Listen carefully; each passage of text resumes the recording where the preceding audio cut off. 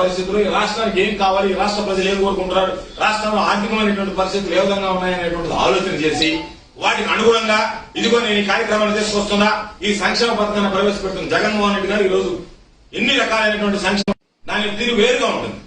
వర్గాలు ఉండాలా, ఆ వర్గంలో ఒక వర్గం నాకు ఓటయ్యా.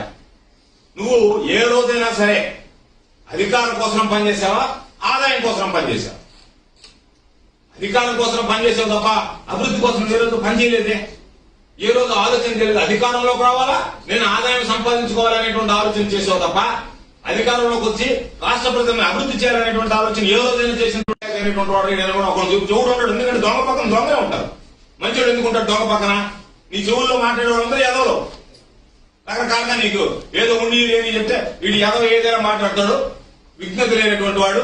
కాబట్టి చెప్తే సరిపోద్దని చెప్తే నువ్వు మైకల్ జాక్సన్ లాగా తగిలించుకొని కాగితం ఒకటి రాసుకుని వచ్చి ఈ పక్క ఆ పక్క బ్రేక్ డాన్స్ చేస్తా, తిరిగి చేతులు చూపిస్తా, ఏళ్లు చూపిస్తా, నీ హాహాకారాలు. కాబట్టి మేము కోరుకునేది నువ్వు చేస్తున్నాడు బాబు నాయుడు అనేటువంటి రాష్ట్ర ప్రజలకు అర్థమైపోయింది. కాబట్టి నిన్ను మాట్లాడేదాన్ని విశ్వసించేదంటే ప్రజలు లేదు.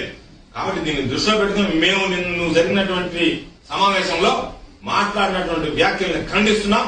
ముఖ్యమంత్రి గారి మీద నువ్వు చేసినటువంటి వ్యాఖ్యలు ఏదైతే ఉందో వాటిని ఉపసంహరించుకోవాలని కూడా నువ్వు సిద్ధమా అని నేను ప్రశ్నిస్తున్నాను.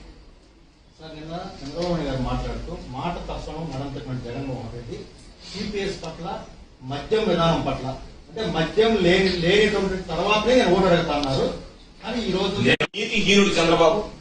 600 హామీలు ఇచ్చినటువంటి చంద్రబాబు తాను 1-2 హామీలు కూడా అమలు చేయలే.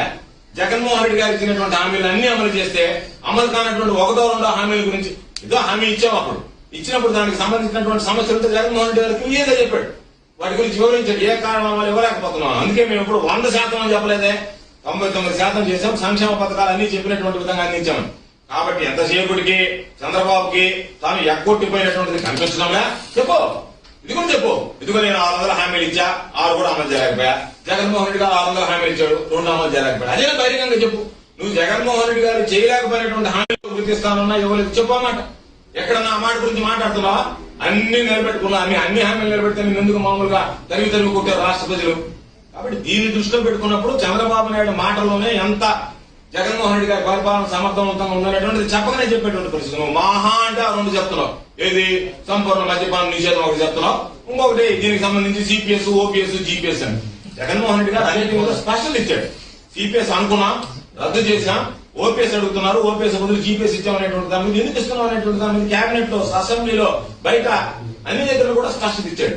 కాబట్టి ట్రాన్స్పరెంట్ గా ఉండేటువంటి పరిపాలన వాటన్నిటిని పక్కన పెట్టి నువ్వు చేయలేకపోయినటువంటి వాటి గురించి చెప్పలేక నువ్వు ఎంతసేపటికి 1-2 జగన్మోహన్ రెడ్డి గారు అందుకే చెప్పాను కదా, లేకపోతే 100% అనుకున్నా 99% అమలు చేశామంటే ఇచ్చినటువంటి వాటిలో మెజారిటీ ప్రజలకు ఇచ్చినటువంటి వాగ్దానం నేను చేయలేకపోయా, జగన్మోహన్ రెడ్డి గారు చేశాను, నీకు నోటు రాదు. సార్, ఈ రోజు సోమిరెడ్డి చంద్రమోహన్ రెడ్డి గారు కృష్ణపట్నం పోర్టు మీద సంచలన వ్యాఖ్యలు చేశారు.